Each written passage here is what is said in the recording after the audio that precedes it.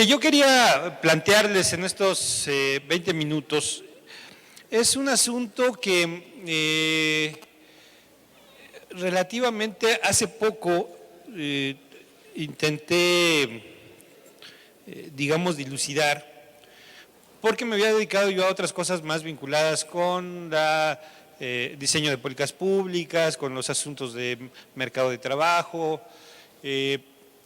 y particularmente la educación, a pesar de que, por ejemplo, hice mi parte final en la licenciatura fue sobre sociología de la educación, la dejé durante mucho tiempo y ahora he vuelto a ella un poco por las necesidades propias del trabajo, pero también por este interés en torno a un elemento que parece de entrada una definición o una vinculación casi natural, ¿no? Pensamos en educación y pensamos en jóvenes o en niños.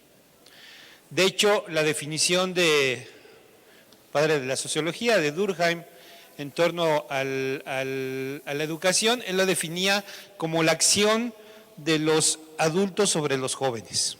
Esa era su definición inicial de Durkheim, que tiene mucho de verdad, y también habría que hacerle una gran crítica porque supone que solamente los adultos son los que saben y los jóvenes o los niños son los que no saben, los que hay que depositarles conocimientos. Pero ya en esta tesitura, digamos, la vinculación que ha tenido los estudios de juventud con la educación ha sido, yo diría, muy azarosa. De hecho, otro punto de origen en torno a esta vinculación la podríamos encontrar en la obra de Rousseau, el Emilio, donde por primera vez se hace una distinción por edades, ¿no? En ese momento él lo llamaría adolescentes, por edades y por sexo, habla ya de las mujeres y de los hombres jóvenes. Y mi análisis es que a partir de ahí, de Rousseau, el interés por los jóvenes se dividió en tres grandes líneas. La primera la adoptó fundamentalmente la psicología, y entonces hizo todo una definición, articulación y desarrollo conceptual y práctico en torno a los adolescentes. Y ese peso que ha tenido la psicología en el inicio lo mantuvo durante mucho tiempo y lo ha mantenido hasta la fecha. De hecho, esta confusión que muchos tenemos entre adolescentes y jóvenes, dónde empieza uno, dónde termina el otro, qué es más conveniente llamarlos adolescentes. Por ejemplo, la UNICEF considera a los niños hasta antes de los 18 años. Hay medidas en torno a las estadísticas que coinciden a los adolescentes entre los 12 y los 18 años. Hay otras que hablan de juventud. Por ejemplo, la propuesta nuestra es fundamentalmente que a partir de los 12 años hay un aspecto juvenil elemental. Ahorita abordaré la crítica hacia el concepto de adolescencia, pero esa es una gran línea. La línea psicológica se va ahora sí que agarra para el monte y desarrolla todo el concepto de adolescencia. La segunda línea tiene que ver con la pedagogía, que además es el tema del Emilio de Rousseau, ¿no? ¿Cómo les vamos a enseñar a estos jóvenes? Y la pedagogía desarrolla un concepto que también trabaja conceptualmente, lo desarrolla operativamente, que es el de estudiante. Y esa es otra gran línea que se desarrolla en torno a los estudios sobre este sector poblacional. Y la tercera línea, que viene básicamente en el origen de la antropología y después de la sociología, es la que se toma precisamente el concepto de juventud, de jóvenes. Estas tres líneas, con sus conceptos adolescente, alumno y joven, en realidad muy pocas veces se tocan. O sea, si uno revisa muchos de los análisis psicológicos, podemos ver que se hace una confusión de repente entre el adolescente como un concepto universal, como si toda la adolescencia pasara por las mismas etapas en cualquier lugar y en cualquier época, y no hay una diferencia cultural, no hay una diferencia social en el concepto de adolescencia, ¿no? Y esa es una crítica que le hemos hecho desde la parte de los estudios de juventud al concepto de adolescencia. Actualmente nos complica más las cosas que lo que nos ayuda a trabajar con el concepto de adolescencia. Claro, para algunos asuntos, por ejemplo, para el tema de salud, muy vinculado al tema psicobiológico, es más fácil delimitar, ¿no?, un joven, un adolescente en función de ciertas características psicobiológicas. Pero en términos culturales, en términos sociales, es muy difícil que siga persistiendo este enfoque. El enfoque del alumno, del estudiante, tiene ventajas y desventajas. La ventaja es que acota muy bien a un sector que generalmente está ubicado en una institución, que es la escuela. Pero pareciera ser, la crítica fundamental, que el joven cuando entra a la escuela se quita su traje de joven y se vuelve alumno. Y pareciera ser que automáticamente ese joven se le quitan todos los vínculos sociales, familiares, culturales, que viene desde donde viene creciendo. Y entonces a veces muchos de los estudios desde la pedagogía hablan de un alumno casi como un ente totalmente diferente del resto. Entonces, de hecho, la pedagogía, uno revisa los estudios sobre asuntos pedagógicos y yo siempre he dicho que parecen ciudades sin gente, parecen pueblos sin gente. Entonces se ven los estudios de las metodologías, de las estructuras físicas o burocráticas, etcétera, pero siempre nos falta un sujeto ahí, ¿no? Un sujeto que pareciera ser que además es como, lo diría Paulo Freire, como un lugar de depósito de conocimientos. Y bueno, el tema de juventud, que yo creo que los compañeros van a acentuar ese tipo de perspectiva, que intenta plantear algunas otras cosas y que igual nos hacen las mismas críticas desde otros puntos de vista. Pero fundamentalmente ahora, por el tema que estamos aquí, me gustaría tocar el tema pedagógico, el tema de esta construcción del alumno, que parece que es un ente mágico que aparece, que surge en un pupitre y que no tiene un contexto. Pero además, en las actuales condiciones, ¿no?, ese sujeto que está en ese pupitre tiene nuevos elementos que igual la pedagogía de repente olvida. Siempre me ha gustado esta metáfora. Si nosotros trajéramos a un médico del siglo XIX y lo pusiéramos en un quirófano, ¿qué le pasaría al médico? No sabría ni dónde está. O sea, ha transitado tanto la medicina del siglo XIX al siglo XXI que prácticamente el médico del siglo XIX no tendría ninguna función. Pero ¿qué tal si traemos a un profesor del siglo XIX y lo colocamos aquí en este estrado, en esta forma de auditorio? ¿Qué le pasaría? ¿Entendería dónde está? Automáticamente. La estructura del salón de clases es la misma del siglo XIX. Hay gente arriba, generalmente le ponen al maestro un estrado quizá más pequeñito, pero igual. Arriba está el que sabe, el que ordena, el que califica, ¿no? Y de ese lado están los que no saben, los que tienen que aprender, los que tienen que obedecer y los que tienen que callarse. Entonces, en esta concepción del salón de clases del siglo XIX es como trabajamos. Y claro, a esta estructura del salón de clases le hemos puesto pantallitas, le hemos puesto macromedia, ¿no?, le hemos puesto PowerPoint, ¿no? Pero en realidad no ha cambiado la relación del maestro-alumno. Estamos teniendo ahí en la UNAM un diplomado a distancia con profesores de educación secundaria. El objetivo del diplomado es enseñarles, les digo a ellos, que esos que están enfrente, esos salvajes que están enfrente, ¿no? Piensan, sienten, tienen habilidades, crean y muchas veces además saben más que nosotros, ¿no? Entonces, enfrentarse a ese nuevo sujeto joven, que además no se quita, digamos, la piel de joven cuando entra al salón de clase. Lo trae totalmente activo, ¿no?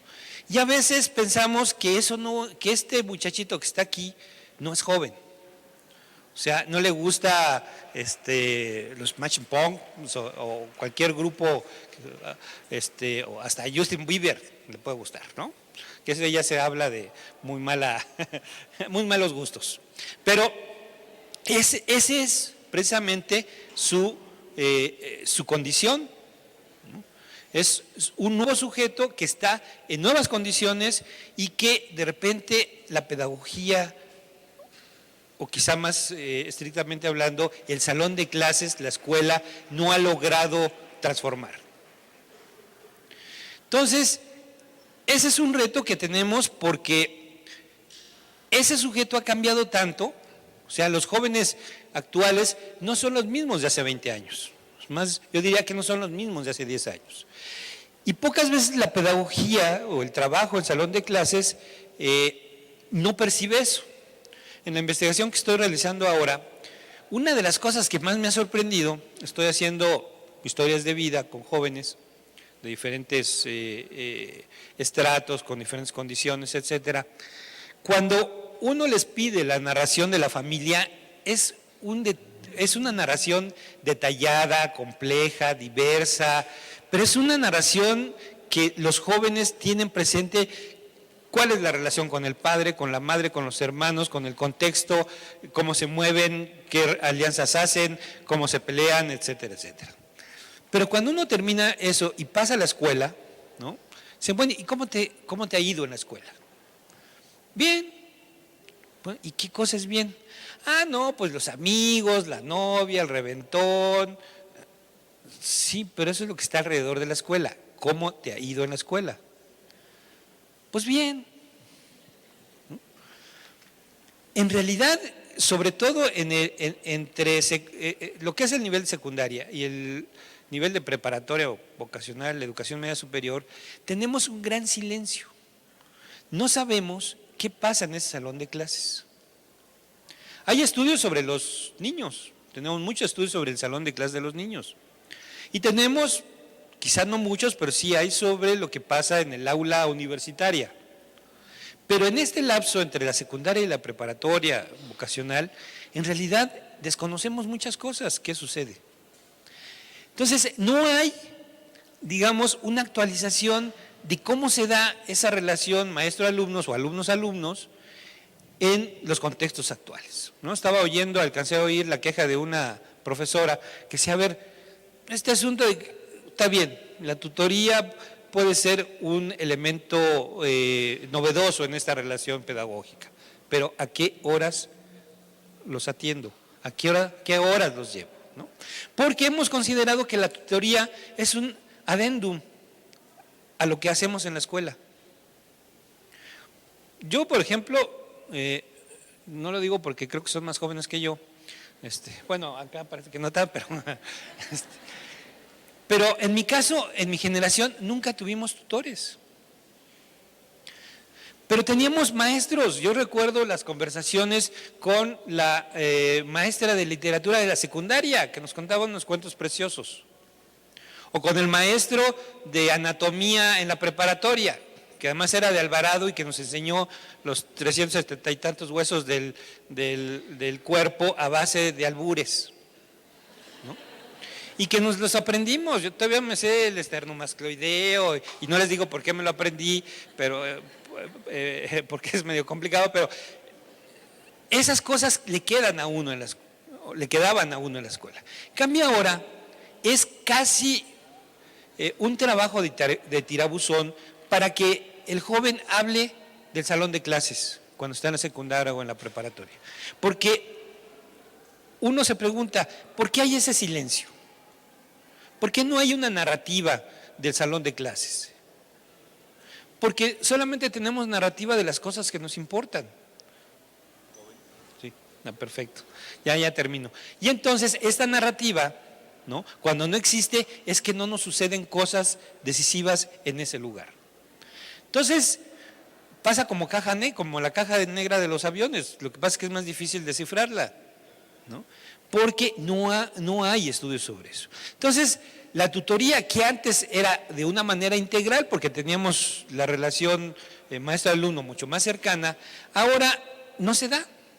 Y no se da también por las condiciones de los profesores, ¿no? Digo, si están que tienen que salir de uno y entrar al otro o irse a otra escuela, me imagino que es bastante complicado ese tema.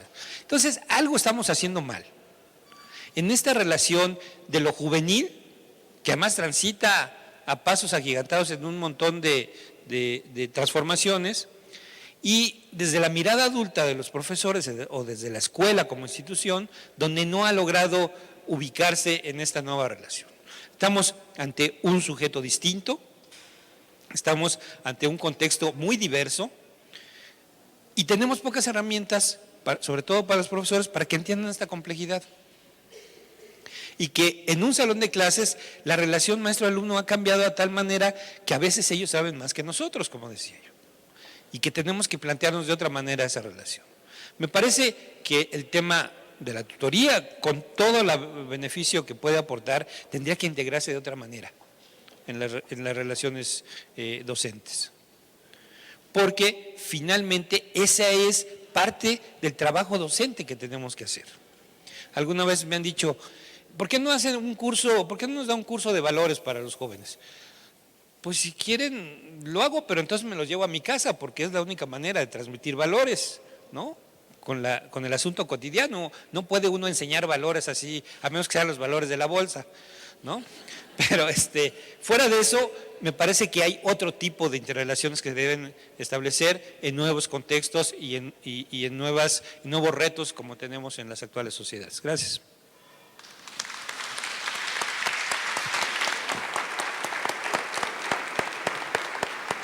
Muchas gracias, doctor José Antonio Pérez. Excelente la ilustración de temas y sobre todo aterrizarlo en cosas que nos conciernen. Efectivamente hay muchas cuestiones, muchas dudas. Si alguien tuviese en este momento alguna pregunta, alguna duda para que nuestro especialista, el doctor José, pueda contestarla. Estoy pensando en los últimos 6 años que a la escuela le hemos ido subiendo las paredes, ¿no? Según dicen que para protegerlos mejor, yo digo que es para que no se salgan los que están adentro. Pero esa es una escuela que siempre acaba no funcionando, porque está aislada del contexto, porque no entiende las razones de lo que sucede alrededor, porque no se abre a una realidad que finalmente se la está comiendo, ¿no? ¿Para qué se constituyó la escuela? Se constituyó para aprender cosas para la vida. El problema es que la vida le pasa por los lados a la escuela. Entonces las cosas que se aprenden en la escuela ya carecen de sentido para las nuevas generaciones. Es un poco el reto que tenemos. O sea, si algo no nos da sentido, no nos sirve. Y la educación, en las encuestas de juventud hay alrededor de un 17-20% de jóvenes que dicen que abandonan la escuela porque no les gusta. Y la realidad es que no les gusta porque debe ser muy aburrido estar en sus escuelas. Porque no encuentran un elemento que los invite a seguir conociendo su mundo. Y recuerdo también un estupendo texto, se me fue el autor, lo estaba intentando recuperar, un francés, que dice, ¿alguna vez han visto cuando un niño aprende a leer y por primera vez logra descifrar unos símbolos que dicen algo, ¿no? Para el niño es maravilloso, ¿no?, entender finalmente unos garabatos que dicen algo, que le dicen algo. Entonces, dice este autor, dice, ¿cómo es que ese entusiasmo y esa maravilla de conocer algo distinto se le va perdiendo, ¿no? Y después tenemos que obligar al niño o al joven a leer, porque algo que debió ser maravilloso en su momento empieza a ser una carga pesada. Entonces, ¿cuál sería la escuela adecuada? Yo creo que por ahí algunos dicen que tendría que ser la que crea deseo. Nos han dicho que el deseo es una cosa al cual nos tenemos que resistir, ¿no? Porque hay oscuros objetos del deseo, ¿no? Y es cierto, hay algunos oscuros, pero algunos bastante divertidos también. Y en ese sentido, lo que tenemos que hacer es generarle este deseo por conocer más. Y diría Deleuze y Guattari, dos filósofos franceses, que la construcción del deseo es lo que nos hace ser humanos, no la razón, sino el deseo. ¿Por qué? Porque cuando uno desea algo, ¿no?, lo primero que uno lo tiene que hacer es construirlo en la cabeza. Tienes que construir lo que quieres, lo que deseas. Y después de construirlo, tienes que establecer las estrategias para lograrlo. Y después eso te mueve a caminar hacia la consecución del deseo. Entonces, si yo deseo un Lamborghini Diablo, ¿no?, lo primero que construyo es el concepto de que quiero ese carro, me gusta, me fascina. Bueno, ¿cómo lo consigo? Lo puedo conseguir de dos maneras. Uno es ahorrando mi sueldo de profesor, y entonces quizá cuando tenga 80 años, después de no comer todos esos años, puedo comprarme el Lamborghini, ¿no? La otra es, y acá tenemos un experto de eso, pues dedicarme a vender droga, a ser narcotraficante, y a lo mejor a la semana me lo compro, ¿no? Entonces, esa construcción del deseo, que tiene múltiples caminos, que lo involucran a uno como sujeto, que lo vinculan a cosas por las cuales una lucha, persigue y lo disfruta además, ¿no?, es lo que tendríamos que estar constituyendo como la nueva escuela, no lo que le damos. Entonces, yo digo, ¿qué tan importante, independientemente de que sea muy importante, es que el muchacho esté aprendiendo matemáticas o esté aprendiendo lógica? No sé si todavía hay la materia de lógica. Bueno, ¿qué tanto se necesita que aprende el Dari, Ferio, Sirapton, no sé cuántas más, ¿no? ¿Es tan importante eso como para dejarle el tema de la afectividad? No. Y la escuela debería trabajar con afectos, con deseos, con búsquedas. Y lo otro, como diría el que dijo, vendrá por añadidura. Entonces tenemos que construir, obviamente, tenemos que transformar una relación, una estructura donde la escuela tiene bardas reales, ¿no? Pero también hay que tirar las bardas imaginarias y las bardas de relación maestro-alumno, ¿no? Yo creo que por ahí va. Y el otro gran asunto, ¿no?, es que mucho de estas concepciones en torno a lo que sienten, ven y sueñan y son los jóvenes, hay que construirlo muy particularmente, porque cada vez esta sociedad está más diversificada. Entonces, los jóvenes, ¿no?, del norte, por ejemplo, yo siempre me pierdo, después del Zócalo yo me pierdo en esta ciudad, ¿no?, porque yo soy sureño fundamentalmente. Pero estos jóvenes de este lado de la ciudad son totalmente diferentes, o quizá no lo sé, a los del sur, pero me queda claro que los de aquí son totalmente diferentes a los de Chiapas y a los de Ciudad Juárez. Entonces, ahí tenemos que hacer una diversificación y además un entrenamiento, ¿no?, para que los profesores empiecen a identificar elementos donde el otro no es un número. Yo recuerdo en mi secundaria, en primera secundaria, yo la estudié aquí atrás por Tepito, pues, éramos 101 alumnos en el salón de clases en primera secundaria. Nos pasaban lista por número. Yo era el 55, me acuerdo todavía, ¿no? Y después de que nos pasaban lista, creo que se acababa la clase, porque nunca me acuerdo de lo que aprendí ahí.